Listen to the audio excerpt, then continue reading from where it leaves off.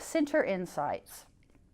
This topic provides you with a real-life scenario of how one Headspace center has engaged with the information story provided in the Tableau dashboard reports. It shares the story of one of our centers, and in doing so, it provides you with a greater understanding of how you can use the Tableau reports within your own center to inform your program initiatives, your development of service pathways, and operations management. At the end of this topic, you should better understand how to apply a data story within a center in order to carry out typical operations and resource planning, propose or develop a targeted initiative, or to secure additional funding. This is Sharon Patton from Headspace Knox here in Victoria. And we're just going to have a quick chat today where I'll probably be doing most of just asking the questions, and Sharon will really be telling you the story of what they've done and hopefully give you some ideas. So I guess the first thing to ask is how important are these Tableau reports to you? And our centre? Yes. Yeah, really extremely important. So we use the data to have a look at the types of presentations we're getting into the centre, the types of young people we're seeing in the centre, to give us an overview of what's happening out there. We can also use the data to see who we're not seeing and where the gaps are and what else we need to do to address those gaps. We also pair it with some anecdotal evidence, look at the context of what's happening with what we're seeing, what's presenting, and it gives us a really good picture of what's happening in the region for our young people. So the question I wanted to ask was, could you take us through that story on the regional level of one of the gaps that you discovered through the Tableau data initially, and then kind of where you took it from there? We did? Yeah, Sure. So our Headspace Knox covers 3 primary local government areas. One of those is the biggest area with the highest level of disadvantage and disengagement, and quite a large population of young people. And our data was showing that that was the smallest cohort of young people entering our service or accessing our service. And being the largest area with the biggest disengagement, that was quite a concern for us. So what we did is explored a little bit about why that might be the case, why those young people are not accessing our service, and transport became a big issue, accessibility.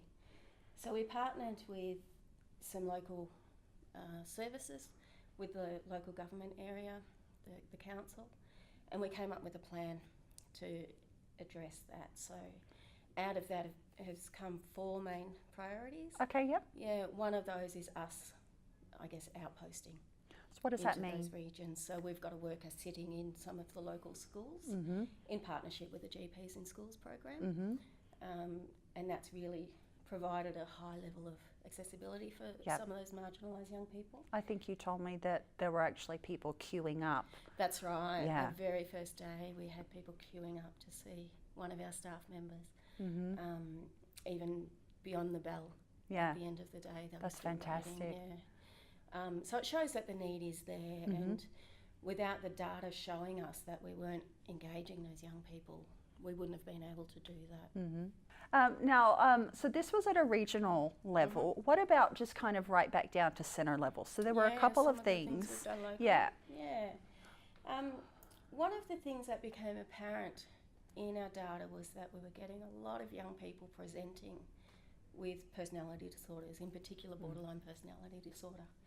And it was quite evident that the 10-session model of the better access was not suiting these young people. It wasn't beneficial for them. They weren't getting enough. So we put some resources into developing a dialectical behaviour therapy program. It's quite resource intensive, but it's a 12-month program for these young people. And it's been running 3 years now, and it's proving to be really popular and really effective, extremely successful for these young people.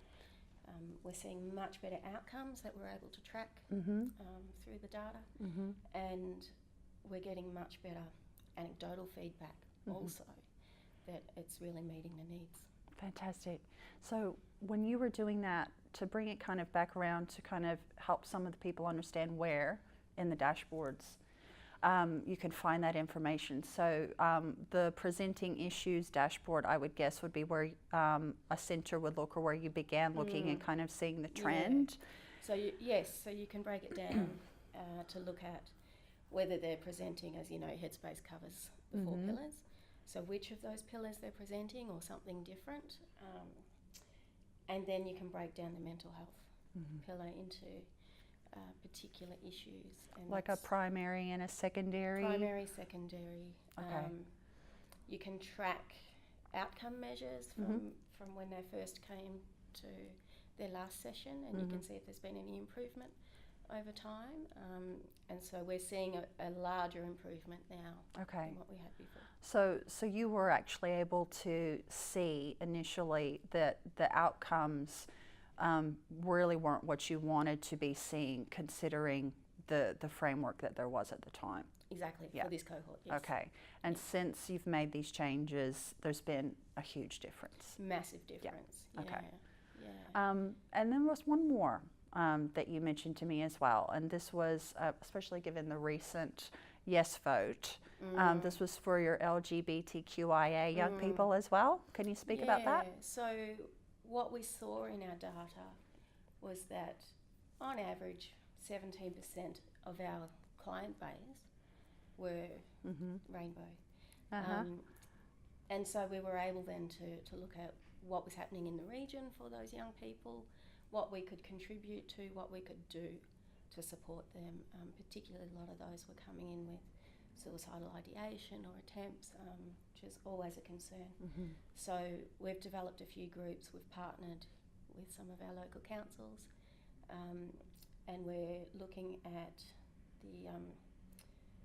the accreditation, the tick of approval from Q East, and we're working a lot more in that space to make it a much more accessible and friendly place for young people.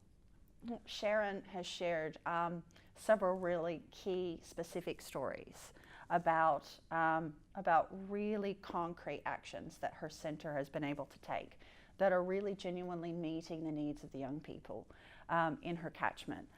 What's important here is that that story did begin with reporting and with the data and with understanding with and engaging the data.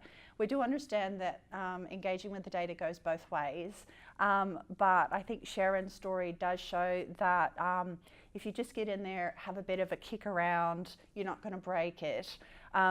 There's a lot of information that you can take from it, whether you're sitting with me or with someone from Headspace National. And you could always chat with other managers and other staff in your areas as well. Did you want to add anything or have any final words that you want to share? Just as you said, have a play. You know, I learnt myself just by getting in and trying to break it, but not being able to, and asking questions of yourself, others in Headspace National. But it's such a rich source of information for how your centre's tracking, where you're headed, where you're missing. It's really vital to have a look and see what that data's telling you. Thanks.